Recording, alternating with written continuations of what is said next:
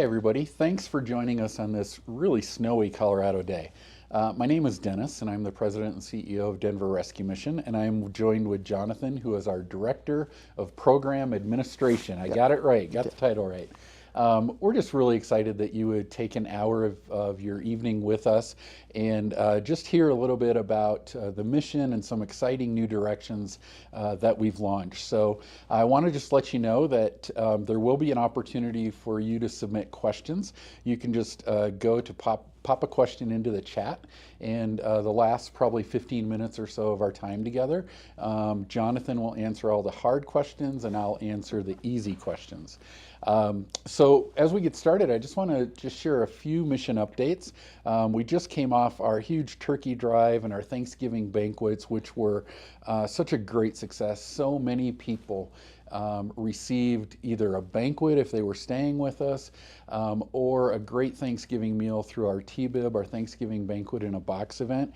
I was sharing earlier with these guys that this morning I was at the dentist, and my dental hygienist, I'd never gone to this office before, she was talking about her church gave her and her family, she's a single mom, a turkey and all the trimmings. And as we started talking about that and sort of going back, we realized that Denver Rescue Mission gave that church those boxes and she benefited from it. So, and that is made possible by you. So we're really excited about that. Now we're turning our focus toward Christmas, where we'll do all sorts of things, more banquets at all of our shelters and all of our locations, and trying to give everyone that happy and Merry Christmas and that a similar experience to what we get. And of course, we continue to do the daily work that we're trying to do, which is working to bring an end to homelessness one life at a time. And you know, the need has never been greater. And you know, for me doing this work, when the snow flies and you're just telling me it's going to get down to 17 tonight, you know, I used to love those nights. And now that I'm in this ministry field, I don't like these nights, because I know that tonight there are people that are out on the streets. There are people that, there's kids sleeping in cars. And, you know, our work, our ministry is to help those people and to prevent this.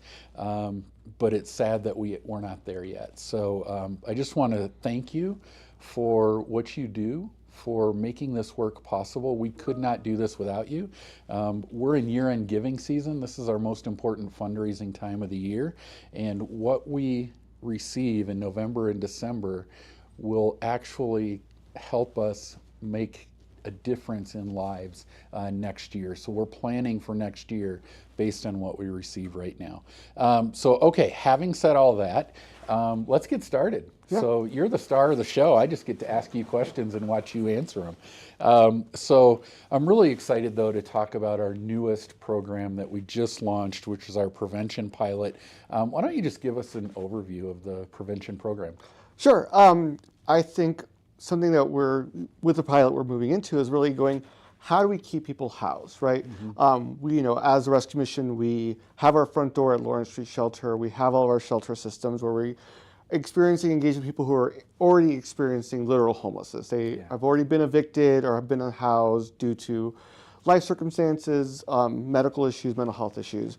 But how do we get upstream before that, right? And so through our prevention pilot, we are partnering with different school districts, Poudre School District and Jeffco, to really help us identify these families who are just going through some type of short-term crisis. So often with the resources in our city and our state, it's not meant for people who are having a short-term issue. It's usually meant for people who are already been evicted, or literally on the streets. But for someone who's just, as most, you know, a lot of Coloradans live paycheck to paycheck, and one bad thing happens and it can really derail you, and it can start that spiral, and bills keep adding up and the situation gets worse. And if there's not an intervention, those families who have been stable most of their lives now are going to be experiencing literal homelessness. And so having the school partners be the eyes and ears, because it's the school family liaisons and the counselors there, they're the ones who are identifying, hey, this family's been really stable, but all of a sudden mom got really sick and couldn't work and used all her PTO, or their car broke down, or they switched jobs but their new job doesn't pay them for 3 or 4 weeks. Or SNAP gets canceled and they paid all their money out of pocket. Thankfully it came back, but now that cash that was going to go to rent now went to their food, expenses at the beginning of the month. And so they're identifying and partnering with our case managers who are kind of doing an assessment, figure out how is the best intervention for them, connecting to resources and supports, and then creating a stability plan of like, how do we make sure don't end up in this situation again? And so that's kind of the big picture of what we're doing. But it's this wonderful partnership with these schools because, again, if you just say, hey, we have rental assistance, you can get 300 to 400 calls a week easily, and don't know like which ones are a chronic issue or which one just need a short-term intervention. Yeah, that's so cool. And you kind of alluded to this, but why is it so important for us to make sure that, because we're talking about families with kids, right? Yeah. So the school district identifies them. Why is it so important for us to make sure that those kids don't experience homelessness? Well, research really does show that if a child experiences homelessness, there's an 85% likelihood they're going to experience it as an adult. Yeah. Right. And then also we know just the other aspects of growth in education and keeping up with their grades and keeping up with just literacy and those also numbers of their just well-being as social emotional growth. All gets impacted, from living. We have great family shelter, but still family shelter is not a home. It's not the place where they need to stay and be stable. And then we've just seen family homelessness skyrocket this year. And so keeping those families stable in their own home so they can keep those rhythms and that stability is just going to help that child just thrive. And we hopefully will never see them in our shelter system. Yeah, that's so important because, I was looking at some numbers for DRM, a couple of months ago, and it was almost 49% of the adults that we serve in shelter first experienced homelessness as a child. That's when the cycle began, right? So what if we can get upstream and stop that from happening? Maybe down the road we have fewer adults experiencing homelessness, and my wife and I are friends. I've told you this, I think, before, but with a couple, and the wife is a second grade teacher, and she says in the first week of school starting, she can tell in her classroom which students are experiencing homelessness or in an extremely poverty-stricken environment. And the thing that really gets me is what she said was those kids cannot come to school to learn how to read and write because they come to school to sleep and to eat, because wherever they were last night, backseat of a car, whatever it was, they didn't get enough to eat and they couldn't sleep. And you can't learn if you don't have that, right? So prevention is, I think, our approach to saying, no, let's get upstream. Let's make sure this kid and his family does not experience homelessness. So it's so cool. So as you said, our goal is to stop homelessness before it starts. What does that actually look like in practice? Well, a lot is right now, as we've been working about 2.5 months or so, has been rental assistance. Really, it's us figuring out, you switched jobs or you lost your job but got a new one, but you just don't have enough to pay this next month's rent. So it's us talking with the landlords and advocating on behalf of our guests who are working with us. It's also kind of assessing their budget, going, all right, you're living pretty tight. What can we do, or what other resources are out there in the community? And often the families we're working with have never asked for help a day in their life. And some of them are just like, they're very hesitant to actually tell us their full story sometimes because they're like, oh, I've never had to get any help. I don't feel comfortable with it.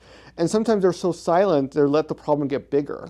And then the problem becomes like bigger than what we can even handle. And so our goal is to really build that rapport and trust with them and hear that full story and say, oh, instead of just paying rent, hey, let's pay your rent and maybe your Excel bill this month, and that'll give you more margin so you really can launch really well for the next several months. And again, not have to ask for help or ask for other supports. And also connecting to the schools have lots of resources.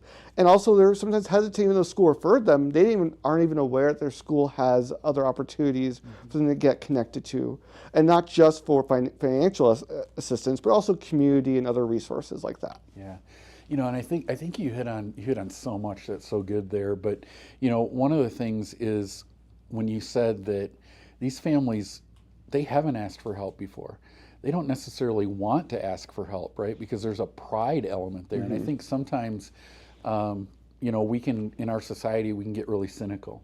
and we can think that it's the same old people asking for help all the time, and they don't want to work and they don't want to do all this. But what I've experienced and what I'm hearing from you is the families that we're working with, they're doing everything right, but they encountered a situation that they weren't ready for financially. And now it's, do I pay rent? Do I put food on the table? Do I pay this medical bill? Do I this? And that's where we come in, right? Yeah.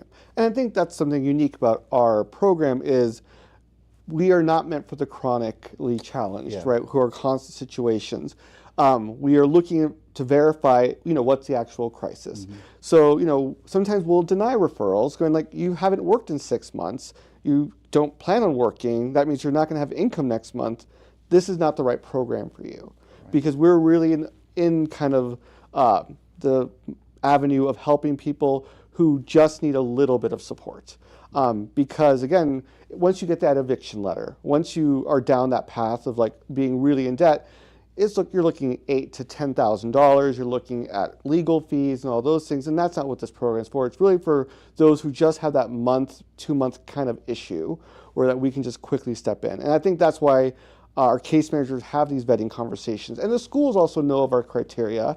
And again, they're saying, well, there are resources for families who have eviction letters and who are literally homeless, but these families, they don't qualify for a lot. We had one family who did apply, try to ask for help, but they made, $50 too much, $100 too much. And we just know $100 is not, going to make a real big difference. Yeah. But it negates them from getting any assistance whatsoever. Yeah. Yeah, I don't know if you saw this, but it came out on Netflix. It's still on Netflix, but it came out, I think, 2 or 3 years ago. And it's, one of those 6-episode series. And the name of it is Made. And it shows this single mom who is in a really hard circumstance, and she's trying to do everything right? She's trying to, what people would say, pull up yourself by your bootstraps, right? Yeah. She's got this, she gets a job, and to your point, she makes just over the limit. So she goes into social services to help get money for food because she doesn't make enough to buy food, but she makes too much to get any help. And now she's like, do I quit my job so that I can get assistance? I'm not making enough in my job to be able to pay my bills. What do I do? Right? And that's a really real thing that we see, right? Yeah. And again, I think that's why that budgeting conversation and stability plan happens, is because we need to figure out, you don't qualify for these things. So, we've had conversations like, hey, what does it look like to find a cheaper apartment? Or, one of my case managers had this actually amazing conversation with one of her clients, and really encouraged her to do some additional schooling. And because of that ability to pay off her rent for this month, it gave her that ability to focus and think about other things instead of the stress of, I can't pay rent. She was able to talk to her boss going, hey, can I switch shifts so I can go to take an additional couple classes so I can do career advancement? And if we weren't able to step in and help pay for the rent, she would have just been focused on rent and not actually think about her future. And so this also creates that level of peace and stability where some people can actually plan. Because when you're in survival mode, you're not thinking about career advancement. You're thinking of how to get food on the table for my kids. But being able to step in and say, hey, we got the rent. Now let's think and plan and prepare for something better for your future. And that's the beauty of this as well. It really is. Man, that's so good. So I think a lot of people, whether they're donors of DRM or whether they're just in the community, the public community leaders, I think when they see DRM, they think, oh, men. We do men's shelter and we do a recovery program for men. DRM works for men. But the truth is that we serve men, women, and families, right? Our largest shelter population certainly is men, but we have shelter for families. We have the Bridge program, transitional housing for families. But sort of in your opinion, in your research, your experience, try and answer the question why. Like, why are families so important? So why, I know the answer to this, but from your perspective, why would DRM launch a prevention program targeted at families with kids? Well, I think we talked a little bit about earlier that generational brokenness that happens when kids experience trauma, when kids experience homelessness, right? That has so much impact, right? Like we know just general trauma of not being homeless, of going through grief or loss, has lots of rippling effects. So now if we can be able to step in and protect this child from experiencing these things, again, that's going to create health. And again, also the family unit is just kind of the foundation of our country, right? And foundation of society, right? We have thriving families, right? That means our school systems are going to be better. That means our future, employees are going to be better, right? And that, changes kind of how we love and shape and, impact one another. And so, I'm not saying again, singles are important, but again, these parents need that stability because when they experience stability, that means they're going to be kinder to their kids. They're going to be less stressed with their kids, right? Yeah. I grew up in a household that had some economic issues. I remember feeling my dad's stress all the time, right? Yeah. That has impact. So if we can take some of that burden off, that really does shape how that families potentially can even stay together. Because again, economic issues is also a leading cause of why families break up. Right? Because that causes stress and strife and anxiety, and people don't want to communicate well. And you can't really focus on your relationship as a couple or as a family structure if you're always worried about, money. Yeah. And, even like I was saying, when we open this, right, like it's that image that I have of the kid that's sleeping in the backseat of a car, right? And no one should sleep in the backseat of a car under a bridge, especially in the United States of America. But a child who has no choice, right, and is relying on his parents. That's what really gets me. And the need, right? We know that homelessness in Colorado, what is it, 134% increase last year in homelessness. I know that about a month or so ago, there was a study that said there were 250 families in the Denver metro on waiting lists for shelter. They had already entered into homelessness. And I know last winter we were up to 450 families, and this winter we'll probably hit that again. And, we can't do everything, but prevention is something that we can do to help lower that number, right? Lower the number of people that are moving into homelessness, and then hopefully make that difference. Yeah, go ahead. Yeah, and I think just the cost of it feels not that big of a burden. To say, hey, we put $1,500 or $2,000 towards rent, and that kept a child from ever experiencing homelessness, right? That feels like what a great investment, right? Yeah. Instead of that child going, years of therapy later, or needing resources from the government or resources from the city to keep them afloat and things like that because they've experienced that level of trauma. No, we staved all of that off for a few $1,000s per family. Yeah. And again, what a great way to invest in people's lives. Oh, yeah. I mean, it's so, and you were perfect because you led right into the next question. Why is it far less expensive to keep a family in their home than to help them once they become homeless? Well, I think it's with going upstream, we can be, the basic costs are really apparent, right? You need rent, you need utilities, you need your car repaired.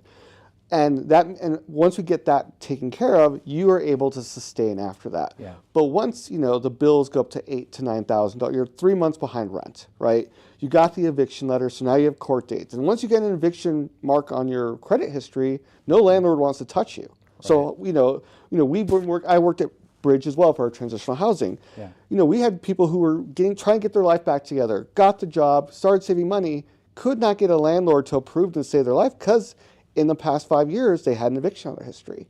And so even though they were trying to do the right things, they were, and they saved money and offered to pay like 2 months rent, 3 months rent in advance, people still turn them down because are they going to take that family with the eviction history, or are they going to take the college student whose parents are going to co-sign for them? Yeah, right. What's the better business decision for the landlord?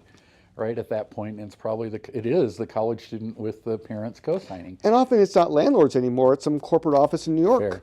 Yeah. So there's no that personal connection before. Yeah. You'd meet a landlord who would actually be moved with that person's story and say, hey, I want to help out. Yeah. But we don't get that as much anymore because now usually the referral is some application that goes online and someone's just hitting a stamp and they're not looking at the story behind the names on the application. They're just saying, oh, you have a perfect credit record. You get the opportunity to live here. Yeah, that's so true. And I can remember, I think it was like 10 or 12 years ago, there was a study that was released, and what they did was they wanted to study how much it would cost the taxpayer for one person to remain homeless for the entire year on the streets. And so 10, 12 years ago, that study said it was on average $40,000 a year when you factored in social services and healthcare and law enforcement and all these other things. And that was 10 or 12 years ago, and that was for one person. If you multiply that, let's say a family of four in today's money, that means for a year it might cost 200,000-300,000 for the taxpayer for that family to be homeless. And it takes years once a family enters into homelessness. It can take years for them to get out. So do that math, and it's almost like it's not almost like, it is like the best business decision is to get upstream and prevent them from ever becoming homeless, right? And again, we have a lack of affordable housing crisis in Denver, right? Yep. So they're currently in a place where they can afford as long as that crisis never occurred. Yeah, so once they lose that affordable housing unit, the ability to get another one quickly is going to be really, really difficult. Yeah. And again, they're very competitive. So keeping them there is the best opportunity for them to stay there. Yeah. Yeah, it's better across the board for the family, right? Yeah. Why do you think families, and you kind of touched on this, but maybe a little deeper, why do you think families wait so long before they ask for help? I think there's a lot of factors. I think you mentioned pride, right? Like I would say, right, if I was going through a situation, I don't think the first thing I would do is ask for help. I'm an American. We pull ourselves by our bootstraps and we do it ourselves. We take care of our own things, right? Yeah.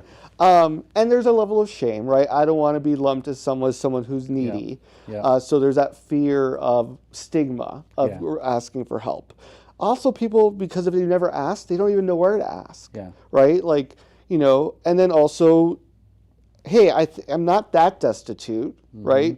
So there's nothing available for me. Yeah. And again, honestly, most programs are for those who are really far gone on the spectrum of crisis, right?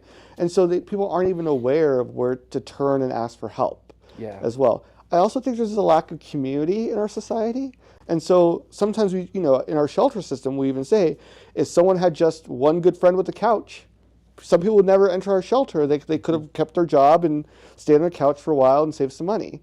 But often people are very moved away from families because there's different jobs in different cities and don't have that community of support to help them out. Yeah, that's so true. I was talking to somebody not too long ago, and they were sharing that their adult daughter just moved back in with them. She was out of the house after she graduated from college for several years. She had a job, and after living paycheck to paycheck, and after unexpected job loss, she found herself where she never thought she would be, and that was not able to pay her rent, not able to do anything. So she asked her parents if she could move back in, and they of course said yes. And the conversation with this couple, I was saying, that's the difference between people that end up in shelters or on the streets and people that don't. And you hit on it, it's community, right? If something happened to one of my children that they weren't prepared for, they wouldn't end up in the shelter or on a street because either A, they have us as a family unit that would help them. Maybe it's I'll pay to repair your car, or maybe it's you can move in with us. If they didn't have us, they would have either a church family or a neighborhood or a friend community that would help them. And oftentimes I think the people that we see that need our help, they don't have, you said it, they don't have that community. They don't have the family unit. They don't have the other social supports.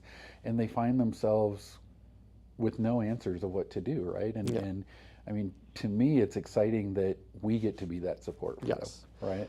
And also have those conversations to encourage them to hey, now that you're a little more stable, what relationships can you build? Not for the sake of using them, but, for financial purposes, but for that you need that to survive. It takes a village to raise a child, right? And I love that my child, I don't live near family. Most of my family lives out of the state.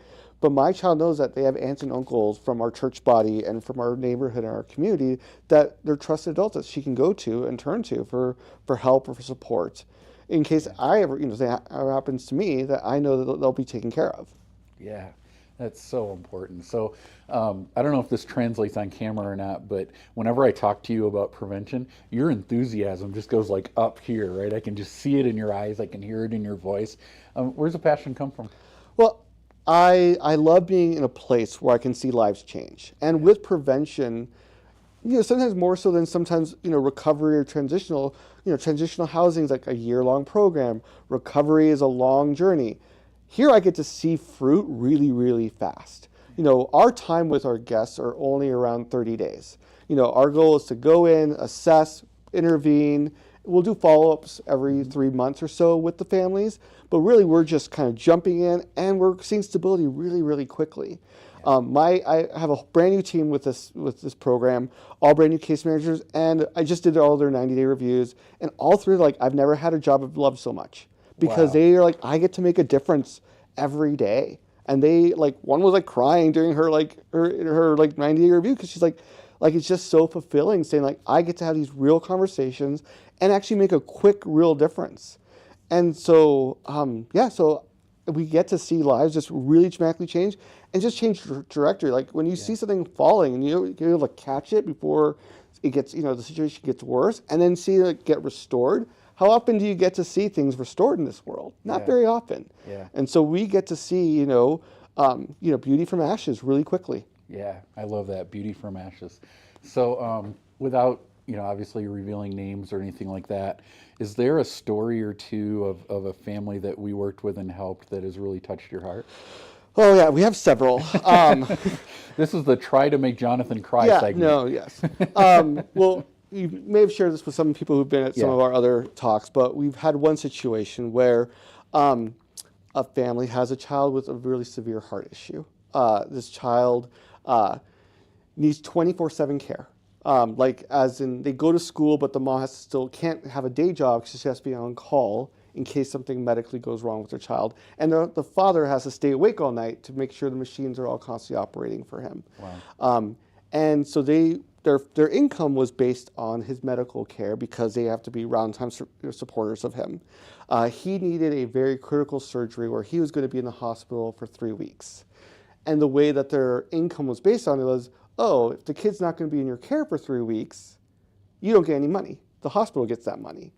Well, they're like, we can't Because you're not the caregiver at that anymore. point. Okay. But they're like, but we're not going to get a job for 3 weeks, and we want to be at the hospital with our child who's, and it was actually potentially life or death situation with this child. There wasn't a guarantee the surgery was going to work.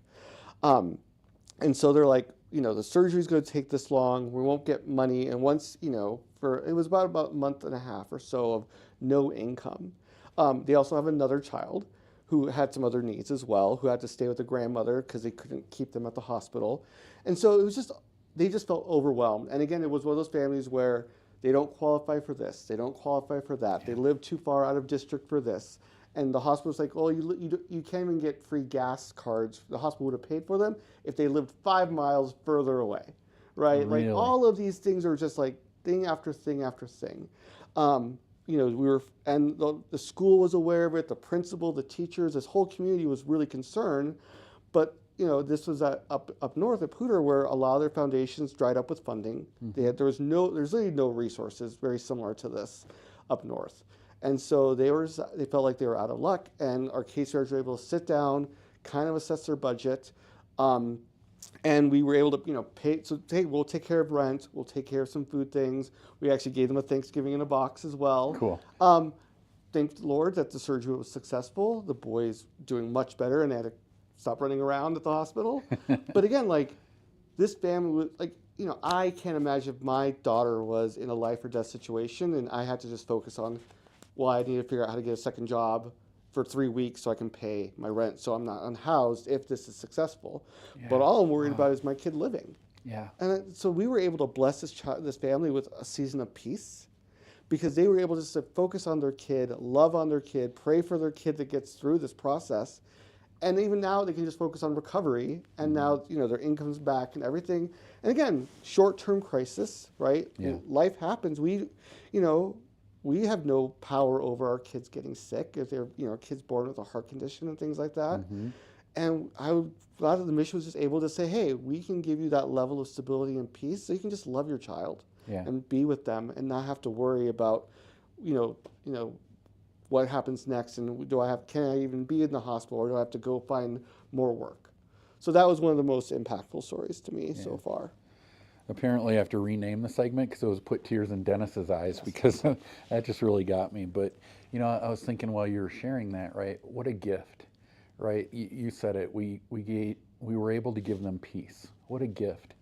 But can you imagine, as parents, because we're both parents, can you imagine going through that with your child? Serious surgery, life or death, and if we weren't able to help them, right? Or if no one was able to help them, having the real pressure of, we might, when he gets discharged from the hospital, we may not have a home to go to. He might have to recover in the back of a car, Yep. right? And because the donors have blessed Denver Rescue Mission, because God has called Denver Rescue Mission to do this, we were able to give this family this gift, right? The gift of peace, the gift of knowing that they would have a home to go to, they were going to be able to make it. And to me, and I know you're the same, it's why we do this work, Yeah. right? It's why we have been called to do this work. So that's really cool. And you are doing just a great job too. And your team, man, 3 brand new caseworkers, and they're doing just amazing work. So you mentioned in the beginning that we're now doing this pilot in 2 school districts, Poudre up north, which is great. And then also the largest school district, I think, in Colorado is Jeffco, right? I think so. And they wanted to do this with us. Where do you see the future of prevention going? Well, I think That's a big question. it's a big question. Yes. The way the prevention model works is, my case managers are all remote workers. We don't need offices. Yeah. We do a lot of our meetings virtually with the families, but then we also meet with them at the school. So we meet them in person at the school. Sometimes we'll drive into landlords' offices that won't answer their phone to get some paperwork. So it's one of those kind of a little more low overhead costs, because I don't need a shelter. I don't need a building to do this program. I just need school partnerships. So I can see this really easily scalable to going to other school districts and expanding. And then also potentially we've talked about partnering with churches at some point as well. Because I think the thing that makes this work is we need eyes and ears to see what's going on around. And having those referrals from community partners like the schools or potentially churches saying, hey, we know this person's in need, or someone came knocking on our door and needed assistance, right? Can we do a referral to you so you guys can kind of vet and have that conversation? So I feel like it's a really replicable model, but it really keeps the community engaged with one another. So I would say our partnership with Poudre and Jeffco has been one of the best blessings, because they're so excited that we are trying to love on their families, and our communication. We talk to them almost every day about how do you best support these families, and we can do this. And schools oh, we have a resource for that. And again, I think I would love to see churches start to follow this model, going hey, we can do some referrals, and we can support, and we can come alongside this family. Just to be that community that we've been talking about is so essential, just to be that opportunity for them. But really, I would love to see us in every school district in Colorado, because I feel like every school district needs something like this. Because again, a lot of the funding is, when there's funding, is for those who are really far gone in their situation.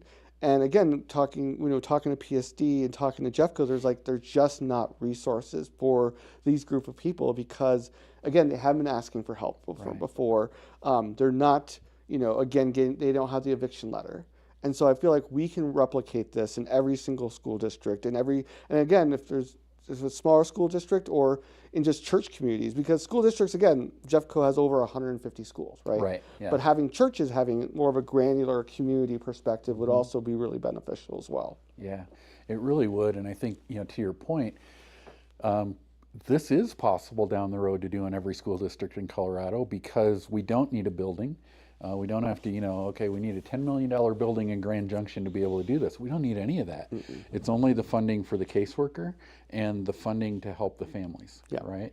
And I think that's what gets all of us excited, because for a comparatively lower amount of funding, we can have such a huge impact that will not only have impact today, right, the family that we're working with today, but, I said to someone not too long ago, if we do this right, whoever is sitting in our chairs 15, 20 years down the road should have fewer people in the shelter and fewer people on the streets of of Denver and the rest of Colorado to deal with because we did prevention right. So it really is that getting upstream, which is really, really exciting. So, one of the things that people may be wondering that I'll talk just briefly about is our goal for our first year is to help 150 families through the Poudre and Jeffco school systems. That will cost us about $875,000. So that's the three caseworkers, it's some of Jonathan's time, it's the money to help the families, it's some of the other expenses that we have to do this. But again, like we were talking about earlier, if you do the math, it is so much cheaper to spend $875,000 preventing 150 families from getting into homelessness than allowing 150 families to enter homelessness and paying probably, who knows, 10 times that amount, if not more, to help get those families out of homelessness, right? So if there's somebody watching this, and I know we're going to go to questions here in just a second, but if there's somebody watching this wondering whether or not this is something that they should support, so how would you answer that? I would say, how often do you get an opportunity to really quickly transform a life? I love our shelter system. We give people, we keep people from dying on the streets every night, which is great. That's right. But that long term into housing is a long journey. Recovery, again, is a long journey. Again, I can say this family that we supported with the child with the heart condition is supported. They're stable now. They're that was just a few $1,000s investment, and they are on a really healthy pathway. Yeah. And so, again, I'm saying, I want to see people experience stability and peace. And if you can say, hey, if you can just spend a few $1,000s to give someone peace for probably it's a lack of trauma for their whole life for this child, why not? Again, you can say, I can say, we're currently working around 34 families or so. Currently right now. Currently right now. Okay. And we've probably finished out about, I would say, closed out. When we say closed out, we close them out after 30 days. We kind of keep the case open for 30. We've closed about maybe 15 or so of those already. Again, we're not getting phone calls after those 15, right? They're stable for the most part. And so, again, I would say, I want people to experience a peace that they can in this life, and also that brush of God's love and that He offers them as well through His compassion to His people. And so I feel like this is such a tangible, clear, direct way to see fruit. Yeah. And again, we all want to be about people who are pro-children, and we want people who are, we want to say protect the kids. This protects kids in really clear ways. Yeah. Wow. And you touched on this a little bit more, but I wonder if you can go deeper on what have been the school district and the leaders and the teachers and everything, what has their response been to us in this work? They have been overjoyed. Honestly, the school districts were just so excited and really were like, we can't wait to get this started. Yeah. It took us a little while just because school district lawyers have to get involved, with agreements and things like that, and stuff, all that. But the actual district employees are just over the moon. And pretty much, again, we can, I email them, I get an email back within an hour, right? Wow. They are, because again, they're coming out and going there's nothing else out there for our families. And they're just as passionate about the families as we are, because they love the kids at their school. They want those kids to thrive and not disappear into shelter systems or just Johnny can't go to school anymore because they're living out of a car, right? And things like that. So they're probably provide a lot of resources as much as they can, but they're so limited. Right. And there's just hardly anything out there for them. Yeah.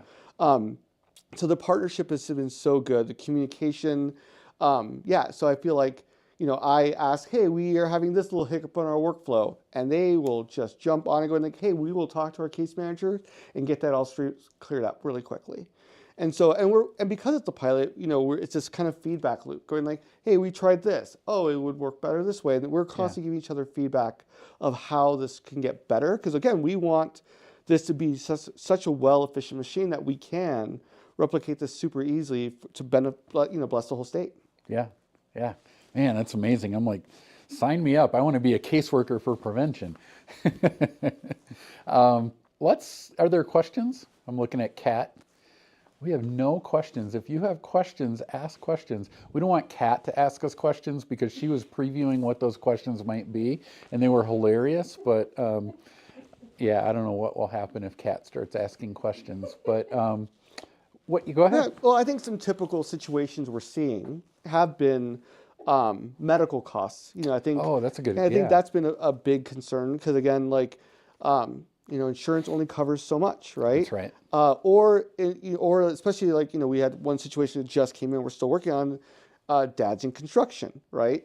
Dad hurt himself really, really bad. It's a job you physically need to, Right. be able to do the work, right?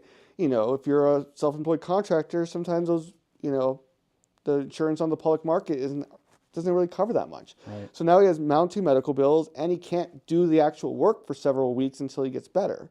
We're working on this case. So like, hey, we can help and just jump in the situation because he's going to get better. He has a long track record of working, right? But he just can't work right now because he threw all his savings into the medical bills, and now Wow. he can't work, for his job either, right? So Yeah. like, so I think that's a part of like, we can work on these situations because we can just jump in and quickly pay for things, or hey, just worry about getting better, Yeah. right? So you don't have to worry about That's right. all this other stuff. And again, giving that people that stability and peace so they can actually plan it accordingly after that.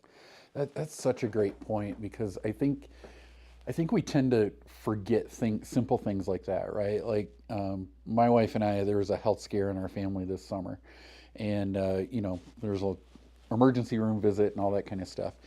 And when the bills came in, right, insurance covered this part of it, but then there was still a substantial bill, and I can remember my wife and I sitting at the table and going, "Man, we're blessed that what's left over after insurance we can pay." But what if we couldn't? What if we didn't have that money in the bank account, right, to pay that bill? And that's what you're talking about, and that's what we're seeing in prevention all the time is insurance didn't pay at all, and now I've got this unforeseen bill, and they want their money, and what do I do? Yeah. And then car repairs. We're getting a lot more Oh referrals for yeah, car yeah, repairs because, again, the average cars are expensive, they are right? very Like they've expensive. gone up so dramatically. So people have to fix their cars. And if they can't get their car fixed, that means they can't go to work and they can't drop their kids off to Right. school. It's this rippling effect. Yeah, And so, yeah, so one of the families we worked with was, they took their rent money to fix their car because if I can't go to work, I'm going to be even more in the hole. right. And I need to take my kids to their, this was a family of 6, and 3 of the kids went to 3 different schools, right? If you Wow. have a kid in middle and elementary and Yeah. high school, you're driving all around, right? Right. You need a working vehicle. Right. Car repairs aren't cheap. Parts aren't cheap, right? Yeah. And so we're able to say, all right, you paid your car repair, we will pay your rent. Good. And so that gives you that level of stability and peace because now, they were doing the right things, right? They prioritize, I need income, so I will fix my car. But that put us way in the hole because, it doesn't take much for your car to be more than your repair, be more than your rent. Yeah, you're right, and I think all the examples that you're giving us are really important because they underscore what we're talking about. Is we are meeting the family in this temporary crisis that could launch them into homelessness, but we're helping them through this crisis so that they never have to become homeless. Yeah. Right, and that's the niche that we decided we wanted to fill in prevention because you've said it several times and you're right. There are programs for people that have gotten eviction notices and are further along that journey than we are, but nobody was filling this area, Yeah. right? And that's where we felt called to be able to do that. So yeah, it's really important. Yeah, and I think also, our vetting process is part of that, right? Yeah. Again, we're trying to, we have to have a proof of a car repair bill. We have to have proof of, we talk to landlords to verify that they actually have a lease, Yeah. right? Yeah. If there's no lease agreement, right? We're not going to pay your rent because, Yeah. your landlord can say, hey, you can't live here next month, and now your family's back in the same situation. Yeah. So also teaching sometimes our clients, so what are their tenant rights as well? Mm-hmm. And like, they're like, oh, your person said you're getting evicted. You're behind 2 days. You can't get evicted, right? Like, Right. letting Yeah. them know, like, hey, he's just making some blustering threats, so Yeah. you'll pay. and then also advocating on behalf, going, hey, DRM is helping. We'll send a promissory note saying, we vetted them. We're sending assistance. We just need a little, a week to process our check and everything too. Yeah, and I think it's important to note that when we're helping a family, we don't write a check and give it to that family. No. We pay the landlord, or we pay the car repair, or we pay the medical bill. We're not giving them cash. Yeah, the only time we give them anything would be if they paid their rent and they paid their car repair and now they don't have any money for food. We will buy King Soopers gift cards for them. Yeah. And again, that's only up to a certain number of dollars there as well. Yeah, exactly. Good. Do we have a question yet? All right. Well, here's what I think. Is there anything else you want to add before I land this plane? I think prayer is always a good thing to ask for. I think, especially going into this holiday season, where I think families are struggling as well. Again, we want people to be able to reach out and tell their school workers, hey, I'm in need. Yeah. Also, that 2-week break, right? There's not going to be eyes on those families who are struggling during that time. So I think prayer for these families, that they will be responsive, that they will ask for help.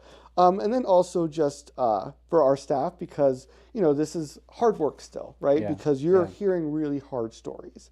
And sometimes our job is impeded by, if a landlord can't get back to us, we can't write a check to the landlord, right? If they can't get us all the right paperwork, we can't verify things. And so just prayer for our team. And then pray again for just more resources, because again, the more funding we have, the more work we can do. Because this, even though this is really cost efficient, it does take dollars to do this. Yeah, that's really great, and I think that's a perfect way to end this. One of the things that we talk about a lot when people ask how they can help is we say really 3 things. The first one you hit, right? Prayer, because this is really, really hard work. It really is hard work. And we believe in this God of miracles. So if somebody listening is a person of faith, we would ask you humbly to pray for us in this work. Second is volunteer, right? Now there's not necessarily good ways to volunteer right now in prevention, but throughout the mission there are so many different ways to volunteer. And then thirdly, to prayerfully and carefully consider helping us financially. You can, if you want to support the prevention program, you can give money to that, and you can earmark it for the prevention program. It'll go right to that. I mentioned earlier at the start that year-end giving season is right now, and the money that we get, November and December will determine what we can, and hopefully we wouldn't get to what we cannot do, but what we can do next year. So just the ask is pray, volunteer, and prayerfully consider giving to us. So I hope this was really helpful. Thank you. You are passionate. You are an expert. You're great, man. Thank you so much. Made my job easier. Oh, Kat is giving us do we have a question? We have a question. Can you briefly go over again the basics of how the pilot program works? Are the kids who are homeless in the district referred? So the way it works is the family liaisons or social workers or counselors at school will identify a family that's going through some type of short-term crisis. So these are kids who are not homeless. Right. They actually have a whole separate department called McKinney-Vento that works with families who are homeless, and they actually have resources. Yes. These are families who are currently housed. So they will do a referral to their district office, who will do a little bit more background check to say, is this something that we can help with, or is this something DRM should help with? They'll send us a referral, and then we will immediately reach out to the family and start kind of getting the background of what the situation is. And then once we kind of assess that portion, then we'll start reaching out to the vendors like the landlord or the car repair. And then we'll meet with the family at the school and kind of go over a little more budgets and long-term stability with them. And so that's kind of, all referrals are coming from the school workers who are seeing the situations currently happening. Yeah, I'm really glad for that question and glad you articulated that, because a homeless youth or a family that's already experiencing homelessness, there is and has been for many, many decades a McKinney-Vento. It's an act out of the federal government, and that requires every public school system to have a McKinney-Vento worker, and there are financial resources to help that youth or to help that family once they become homeless. What our program is doing is preventing families and youth from getting to that point. Yeah. So yeah, that's really good. All right. Okay. I think we're there. Thank you so much. I hope this was really helpful. And again, just thank you for making the work that we do at Denver Rescue Mission possible. For 133 years, we've been doing this work, and we could not do it without your support. So thank you, and good night.